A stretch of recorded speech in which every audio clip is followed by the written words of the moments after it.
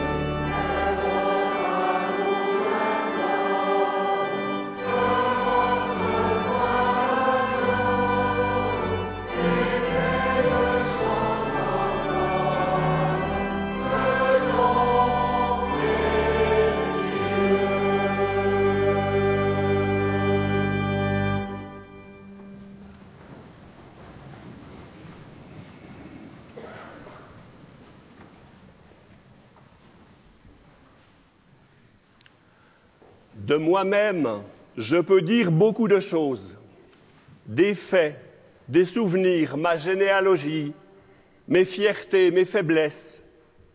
Je peux dire à grands traits l'enfant que j'ai été, dessiner le portrait de celui que j'aimerais être. Mais je peux aussi, Seigneur, ne rien dire de moi-même pour te donner à naître. Toi qui es né dans le fatras d'une étable abandonnée, tu trouves ton confort dans les maisons ouvertes. Je t'ouvre la mienne, mon Dieu, enfant de Bethléem. Je ne te promets pas d'y trouver une demeure digne d'un roi, mais ce serait un honneur que dans tout ce fatras, tu te sentes chez toi. Au nom du Dieu vivant, soyez accueillis ici en ce matin de Noël par sa tendresse et sa paix. Vous les participants à ce culte, et vous qui nous rejoignez par la télévision et par la radio, ensemble célébrons celui qui a choisi d'habiter parmi nous et qui a pris chair en un jour comme celui-ci, changeant notre histoire et l'histoire de ce monde.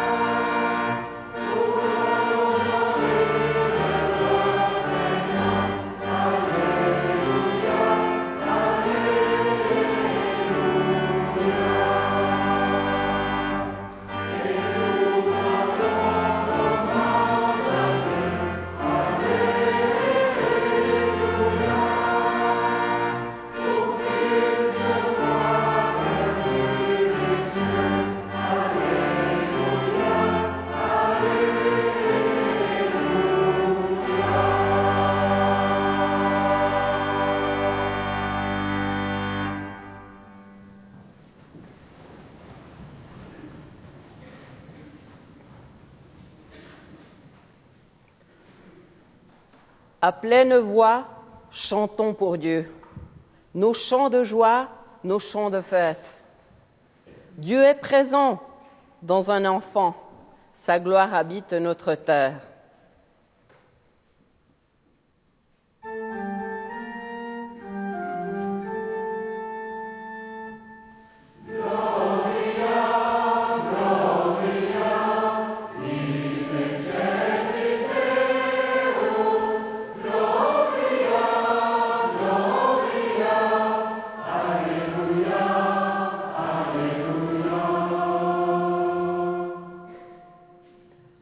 Ne pensons pas que Dieu se tait quand il se dit par sa naissance. Dieu est ici et tout est dit. Cherchons où lève sa semence.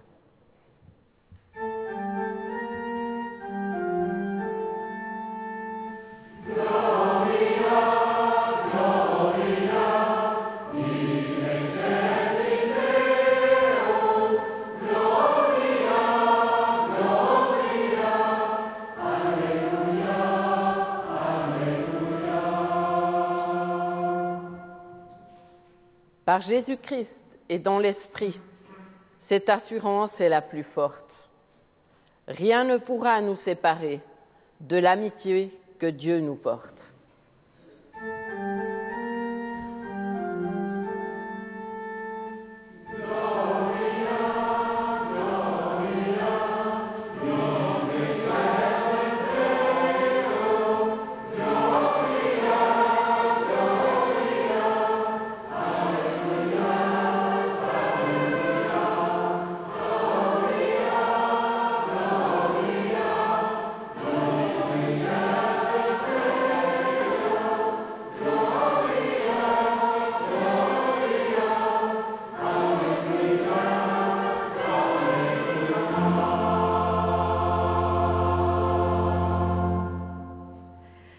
Jésus naquit à Bethléem, en Judée, à l'époque où Hérode était roi. Après sa naissance, des savants spécialistes des étoiles vinrent d'Orient. Ils arrivèrent à Jérusalem et demandèrent « Où est l'enfant qui vient de naître, le roi des Juifs ? Nous avons vu son étoile apparaître en Orient et nous sommes venus l'adorer. » C'est le Noël de la tradition biblique. Du moins une partie. Plusieurs acteurs de nos crèches sont absents de l'Évangile selon Matthieu. Les bergers, la chorale des anges du ciel, l'auberge qui ne reçoit pas la Sainte Famille. Matthieu montre comment la naissance de Jésus réalise les annonces des prophètes anciens. Un de ces éléments traditionnels dit que Jésus est mal reçu. Ici, Hérode enquête sur ce concurrent qui lui est annoncé. C'est lui qui va être le méchant dans l'histoire. C'est Hérode qui rejette le roi attendu. Mais dans un premier temps, il ne peut pas empêcher la joie de la naissance et l'adoration des savants. Hérode convoqua secrètement les savants et s'informa auprès d'eux du moment précis où l'étoile était apparue. Puis il les envoya à Bethléem en leur disant « Allez chercher des renseignements précis sur l'enfant et quand vous l'aurez trouvé, faites-le moi savoir, afin que j'aille, moi aussi, l'adorer. » Après avoir reçu ces instructions du roi, ils partirent. Ils virent alors l'étoile qu'ils avaient déjà remarquée en Orient. Elle allait devant eux, et quand elle arriva au-dessus de l'endroit où se trouvait l'enfant, elle s'arrêta. Ils furent remplis d'une très grande joie en la voyant. Ils entrèrent dans la maison et virent l'enfant avec sa mère, Marie. Ils se mirent à genoux pour adorer l'enfant, puis ils ouvrirent leurs bagages et lui offrirent des cadeaux, de l'or, de l'encens et de la myrrhe.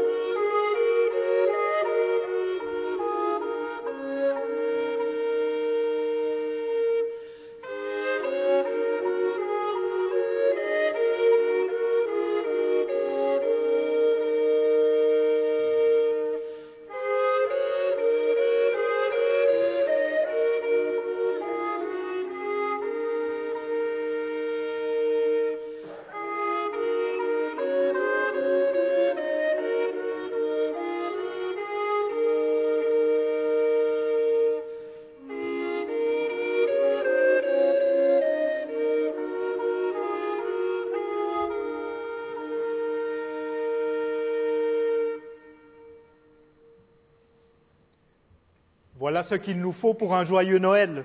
Les mages, l'étoile, les cadeaux, la joie. C'est comme si l'Évangile appelait les traditions familiales et commerciales de Noël. Ce qui m'importe d'abord, c'est la tradition de Noël dans ma famille. Elle m'apporte beaucoup. Elle me permet de passer un magnifique moment avec les miens. Elle me fait du bien. Je dis souvent que je n'aime pas Noël. Ça me fait plaisir de me joindre aux grognons. Je trouve que la tradition faiblit, qu'elle perd de sa signification. Du coup, il y a quelque chose d'étrange pour moi de prêcher aujourd'hui au matin de Noël pour autant de monde. Année après année, au moment de planifier les célébrations de Noël, j'ai proposé à mes collègues de supprimer Noël. Eh oui, ça serait mieux de supprimer Noël. Ça serait une manière d'éviter de participer aux excès mercantiles de cette période. Ça serait une manière d'éviter les traditions sucrées un peu écœurantes. Ce serait une manière d'éviter la question de la sincérité ou de l'hypocrisie des sourires et des vœux de bonheur. Moi, j'aime Noël. J'aime l'attendre et préparer la fête parce que j'y vis la joie de la rencontre. J'aime recevoir mes proches et les faire participer à la préparation de la fête. Chacun apporte une partie du repas. Les cadeaux des membres de la famille expriment l'amour des uns pour les autres parce que chacun s'implique soi-même dans ce qui est offert. En réalisant soi-même son cadeau, chacun montre que le destinataire est important pour lui. Je ne sais pas ce qui me retient à Noël, parce que j'aime beaucoup la rencontre, la découverte de l'autre, le partage. Et année après année, en pensant aux fêtes, aux rencontres auxquelles je participe, je me dis qu'il s'y est passé de belles choses, que je m'y suis bien plu. Il y a beaucoup de bonnes choses dans ces traditions. Cela fait du bien de pouvoir se baser sur ce repère que peut devenir une tradition. Mettre en œuvre une tradition, c'est aussi une manière de se concentrer sur les relations entre proches. Quand je m'implique dans les préparatifs, j'essaye d'être attentive, à être en accord avec moi-même. C'est une base qui me permet de m'ouvrir à la rencontre et à l'autre.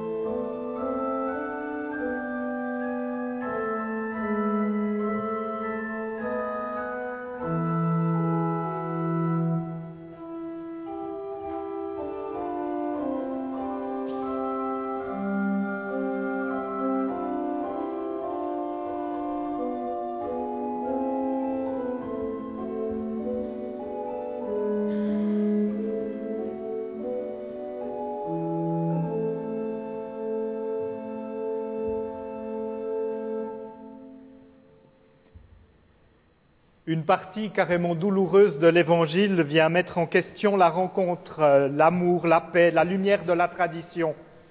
Les mages sont avertis par Dieu qu'ils ne doivent pas retourner voir Hérode parce qu'il veut faire du mal au nouveau roi. Et Hérode se fâche. Quand Hérode se rendit compte que les savants l'avaient trompé, il entra dans une grande colère. Il donna l'ordre de tuer à Bethléem et dans les environs tous les garçons de moins de 2 ans. Cette limite d'âge correspondait aux indications que les savants lui avaient données. Ça saigne dans l'Évangile selon Matthieu. Dans le récit de Luc, la porte n'est pas grande ouverte non plus. Il rapporte que Joseph et Marie, sur le point d'accoucher, ne sont pas reçus dans la maison où logent les voyageurs. Ici, Matthieu aimerait montrer que les événements réalisent d'anciennes annonces. Alors se réalisa ce qu'avait déclaré le prophète Jérémie. On a entendu une plainte à Rama, des pleurs et de grandes lamentations. C'est Rachel qui pleure ses enfants. Elle ne veut pas être consolée car ils sont morts. Noël n'est pas seulement la beauté d'une tradition qui revient. Les humains se blessent entre eux. Les réunions de famille se passent mal parfois. Telle tante préfère dénigrer son frère, tel cousin montre son désintérêt pour la rencontre en choisissant les excès de boisson, l'agressivité. Un deuil, une rupture vient remettre en cause l'équilibre familial. Cela fait craindre que la rencontre ne pourra plus avoir lieu. La tradition semble devoir entrer dans les souvenirs plutôt que rester dans les projets. Hérode fait semblant de s'intéresser à la quête des savants qui cherchent à honorer la naissance du nouveau roi. En fait, les habitants connaissent bien la réputation de ces violentes colères. La moitié d'entre eux pourraient jouer le rôle de l'ange qui vient avertir les savants de prendre un autre chemin et de ne pas repasser au palais pour donner des nouvelles au roi orgueilleux et colérique. L'évangile de Noël annonce une bonne nouvelle, une de ces nouvelles qui mettent en joie, qui inaugure une période d'amour et de paix. Et l'histoire du monde et les colères des puissants et de Dieu lui-même parfois viennent contredire année après année ces attentes de paix.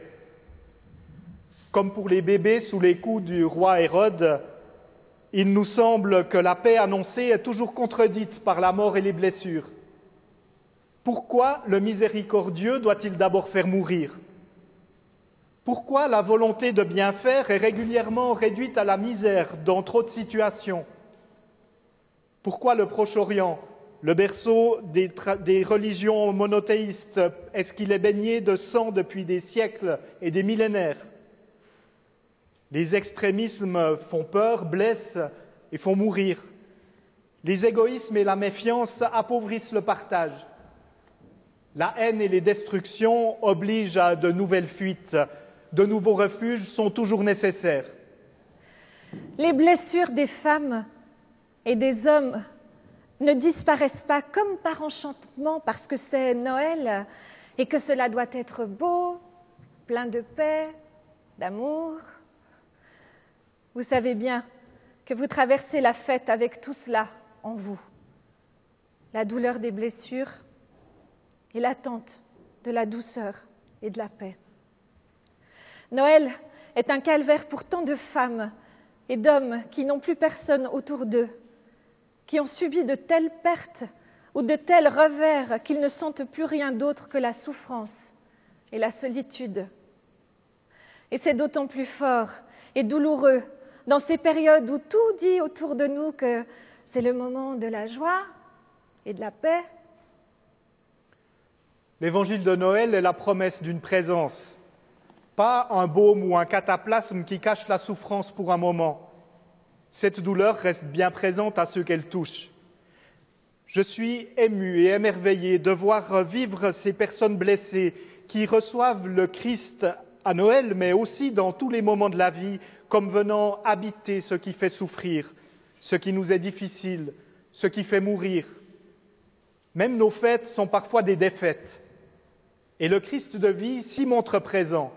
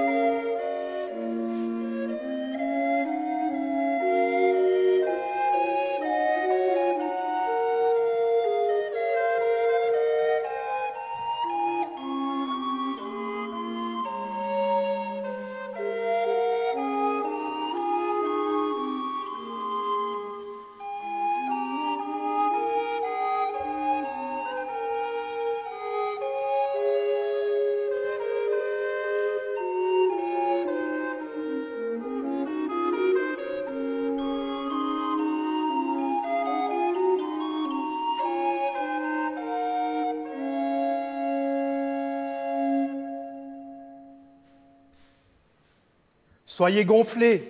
Comment? Soyez gonflés? On ne peut pas dire une chose pareille, c'est pas possible. Jésus, oui, je le trouve gonflé, justement, quand il dit moi, je suis le bon berger, le pain de vie, la lumière du monde, la résurrection et la vie. C'est prétentieux, non? Moi, ma promesse, mon Noël, je l'aimerais chaleureux, lumineux, dans la rencontre. Je l'aimerais sans prétention, justement. Oui, en effet, c'est sûrement un peu rapide de juste dire « soyez gonflés », comme si l'orgueil écrasant, c'était ce qui permettait de vivre. Dire « soyez gonflés » sans préciser, ça serait un peu comme dire « dominer, écraser, profiter ». Et dans ce que j'aimerais dire ici, être gonflé, c'est juste le contraire. Être gonflé comme un ballon. Juste assez pour tenir bien ferme, mais pas trop dur pour pas faire mal. Être gonflé comme un pneu de vélo, pour donner à la roue la structure qui lui permet de bien avancer. Être gonflé comme avoir inspiré une bonne bouffée d'air frais et de repos qui permet de sentir qu'on est en accord avec soi. Et si cette inspiration et cette amitié avec soi-même permettent d'aider l'autre, c'est encore mieux.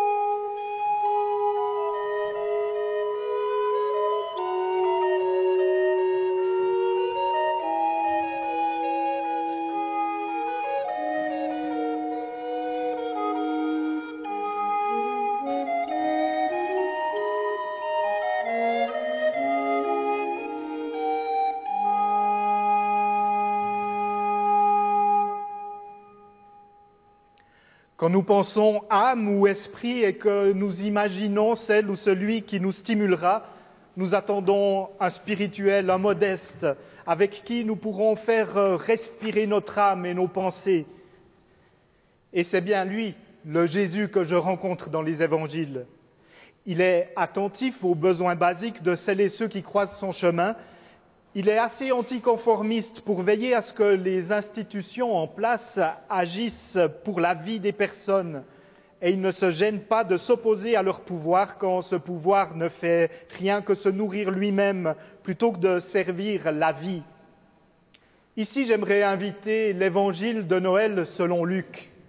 Il propose ce souffle, cette lumière, cette ouverture qui peut nous inspirer sans orgueil, qui regonfle notre amour de la vie, des autres et de la rencontre.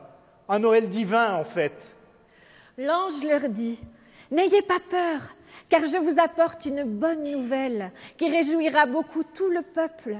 Cette nuit, dans la ville de David, est né pour vous un sauveur. C'est le Christ, le Seigneur.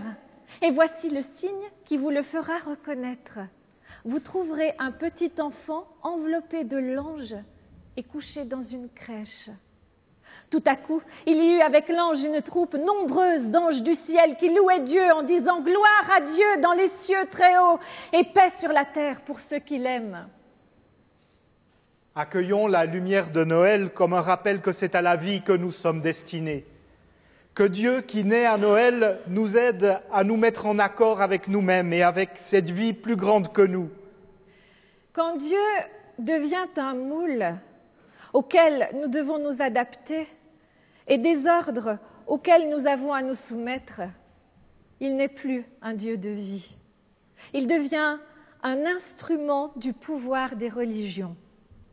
À ce moment-là, les humains gagneront à s'éloigner des religions pour en être libérés.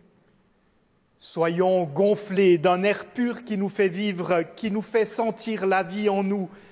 comme quand nous remplissons nos poumons de l'air d'une nuit fraîche en pleine nature.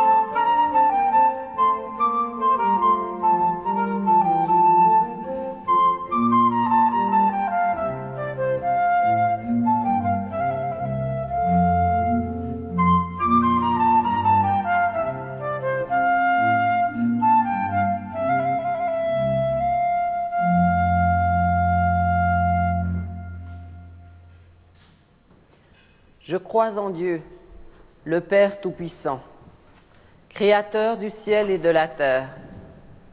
Je crois en Jésus-Christ, son Fils unique, notre Seigneur, qui a été conçu du Saint-Esprit et qui est né de la Vierge Marie. Partì sotto Ponzio Pilato, fu crocifisso, morì e fu sepolto. Discese agli inferi, il terzo giorno risuscitò da morte, salì al cielo. Siede alla destra di Dio Padre Onnipotente, di là verrà a giudicare i vivi e i morti. Ich glaube an den Heiligen Geist, die heilige allgemeine Kirche, Gemeinschaft der Heiligen, Vergebung der Sünden, Auferstehung der Toten und das ewige Leben. Amen.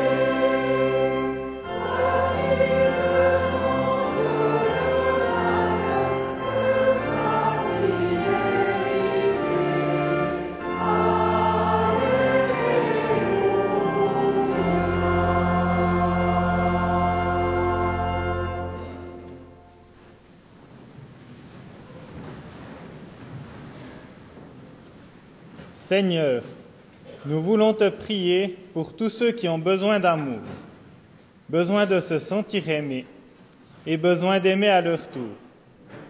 Sois une source d'amour qui se multiplie en se partageant.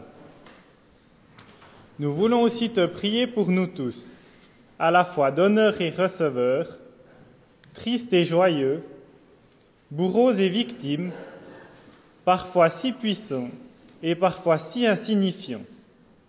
Donne-nous ton cœur de petit enfant doux et confiant, si fragile dans sa crèche, mais si grand pour ceux qui s'attendent à toi.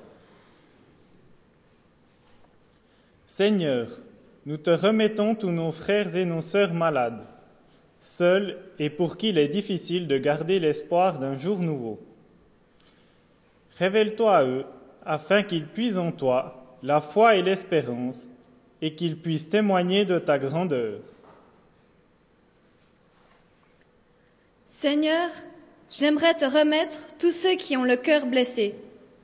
Aide-les, s'il te plaît, à se soigner et donne aux gens qui leur sont proches la force et l'imagination de les soutenir le mieux possible. Seigneur, merci pour les faiseurs de paix. S'il te plaît, aide-les et soutiens-les dans leurs efforts. Donne à ceux qui aimeraient devenir faiseurs de paix la force de se lancer dans cette lutte.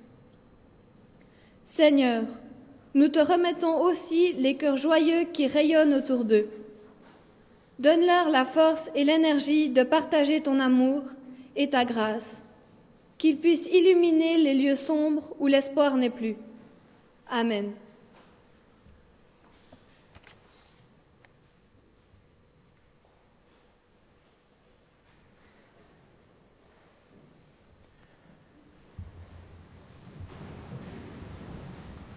Vraiment, il est juste et bon de nous tourner vers ta grâce pour te rendre grâce, Dieu de vie, en tout temps et en tout lieu, et plus particulièrement en ces jours où les bergers ont trouvé à Bethléem le Messie promis depuis les siècles, et où les mages venus d'Orient se sont prosternés devant lui. Oui, tu as tenu tes promesses, plus vastes que le ciel et la terre, et qui tiennent toutes dans ce petit enfant couché dans une crèche. Avec les anges et tous les saints, nous célébrons ta gloire en chantant « Saint est le Seigneur ».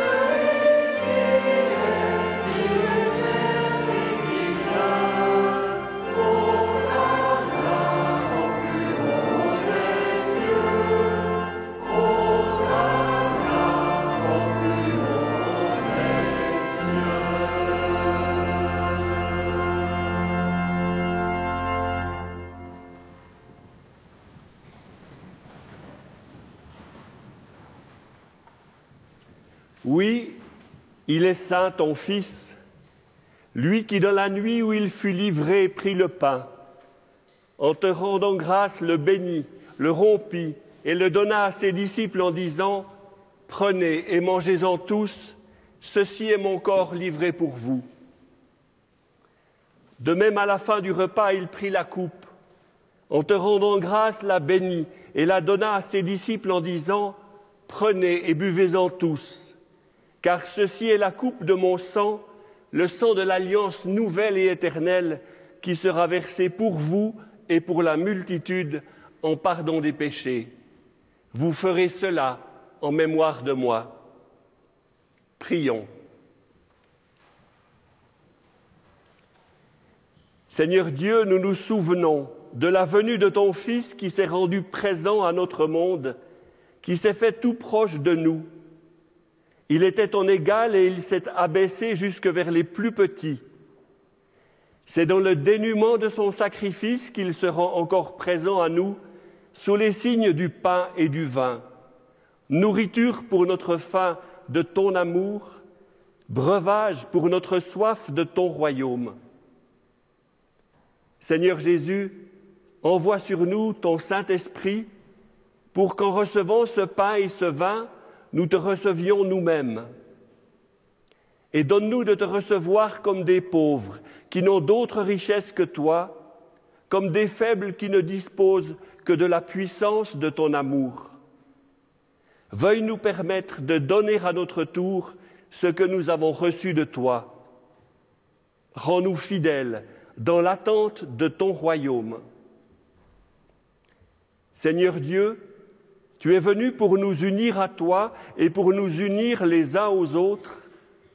Triomphe de nos divisions et donne-nous la joie de la vraie fraternité. Dès maintenant, invité à cette table, c'est par ton Fils que nous pouvons te chanter la prière de tes enfants.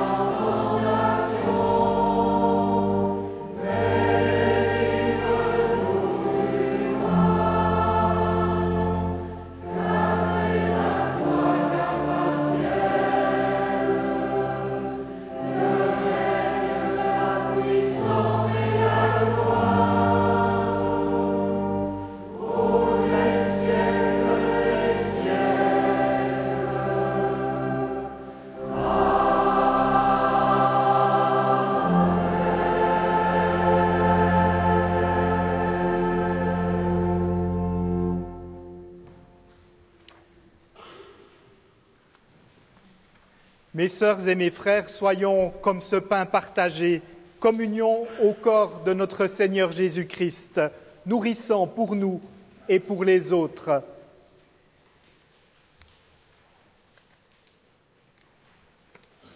Soyons comme cette coupe offerte, communion au sang de notre Seigneur Jésus-Christ.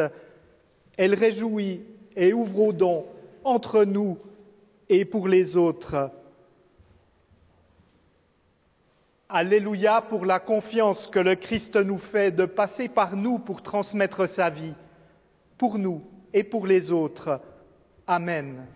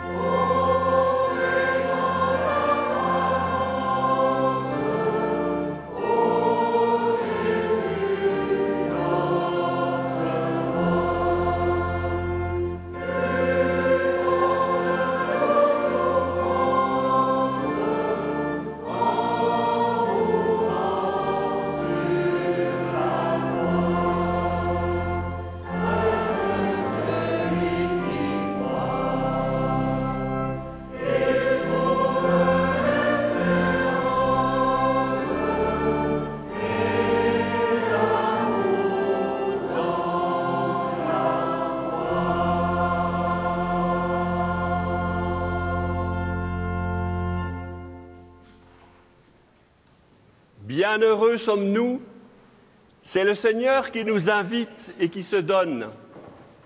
La table est prête et mise.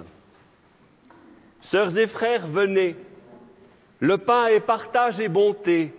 La coupe est pleine de joie promise. Venez, venez tous, car tout est prêt.